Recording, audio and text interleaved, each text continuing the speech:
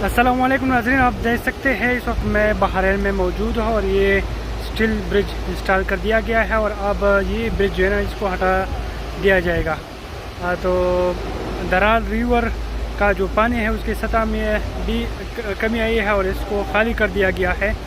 तो अब सूरत हाल ये है कि आप बहरीन तक भी आ सकते हैं और बहरीन से आगे आप कालाम तक जा सकते हैं अपनी छोटी बड़ी गाड़ी में।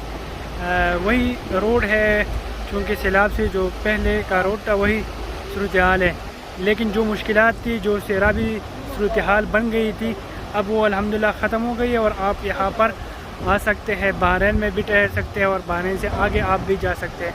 तो यहाँ तक तो बिजली बहाल है, लेकिन यहाँ पर मुकामी लोगों से हमारे बावजूद उनका ये कहना है कि जो ओल्ड बाज़ार है, जो ये वाला बाज़ार है सामने वाला, यहाँ पर बिजली मुनक़ता है और यहाँ पर उन्होंने महकमा वापडा से मुतालबा किया है कि यहाँ पर बिजली को बहाल कर दिया जाए ताकि सयाहों को, मुकामी लोगों को जो मुश्किलात है उसमें कमी आ सके। और साथ साथ चूँकि वो जनरेटर चलाते हैं तकरीबन 12 बजे तक, लेकिन फिर वह यहाँ पर अंधेरा होता है, तो उन्होंने मुतालबा किया है कि यहाँ पर बिजली को बहाल कर दिया जाए।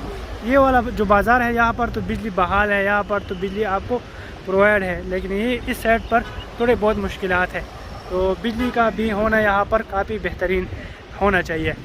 और आप देख सकते हैं सयार दवा है मलम जबा की तरफ, कालाम की तरफ और उशू मटिलतान वो जा सकते हैं।